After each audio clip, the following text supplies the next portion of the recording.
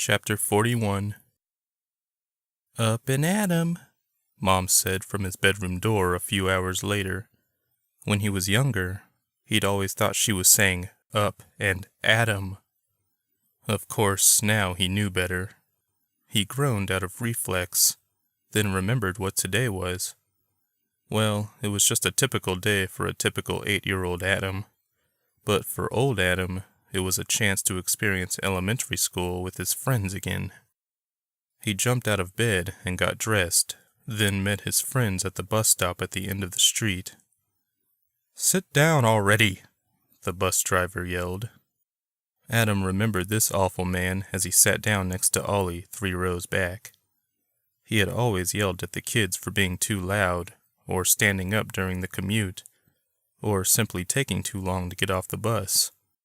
The man was just plain bitter. Adam put that out of his mind, though, and enjoyed the trip to Windsor Meadow Elementary. He hadn't spent much time at this school before transferring to another in 1992. The bus traveled down a very steep highway split by a very large mound of earth that could almost be called a mountain. Adam had almost forgotten the scenic beauty near his childhood home that consisted of lots of forests that lined this highway. He didn't see stuff like this where he lived in Texas. Windsor Meadow was nestled in a large clearing to the right. The bus pulled into a lot lined with other buses, and the kids filed out onto a canopied sidewalk. Adam couldn't remember where his homeroom was, but he did know he and Ollie had the same one, so he followed his friend. A few minutes later, Adam sat in a small classroom full of children. He knew he was smarter than all of them and wondered if he should dumb himself down. Would better grades change his future? Tabbert had said only significant things like killing people who didn't originally die, or creating life that wasn't originally there in the time period, would cause ripples. Everything else would slowly but eventually find its way back into its original groove. He decided to test that. In math class, he answered all the problems effortlessly. It was his worst subject growing up, so he took joy in that. He also blew through his other classes. His grades came back terrible. His worksheets were a mess of markings. First, each teacher marked them with 100, but then each seemed to have a change of heart. 50s and 60s followed. It was a bizarre thing to witness, but Adam shrugged it off.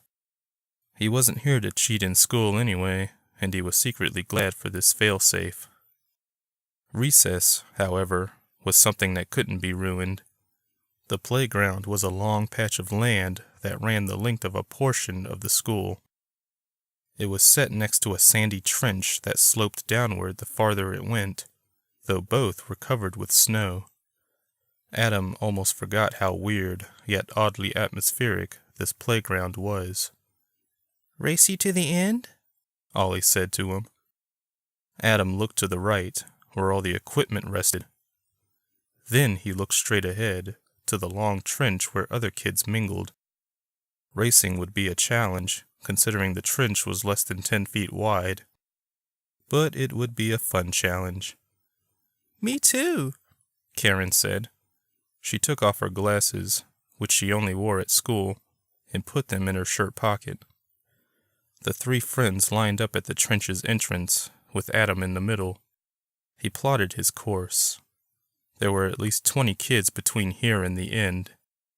3, 2, 1, go!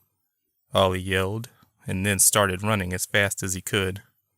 As expected, he and the others ran into every kid in their way. Adam ducked and weaved, managed to get a lead on his friends. The good fortune ended there, though. A huge knot of kids made up the rest of the trench as the children migrated from the playground. So Adam decided to do the opposite. He climbed the wooden lip of the trench and ran through the much more spacious playground. He ran past jungle gyms and swing sets and slides. He vividly remembered this place in his adult years, but being here again made his head swim. In a good way. He looked down at his friends in the trench. They were caught in a knot halfway to the finish line. Once Adam was past the clog, he jumped back into the trench and hauled ass to the end with a smile on his face. Ollie and Karen joined him a few seconds later. "You cheated," Ollie panted. "You never said we had to stay in the trench," Adam said.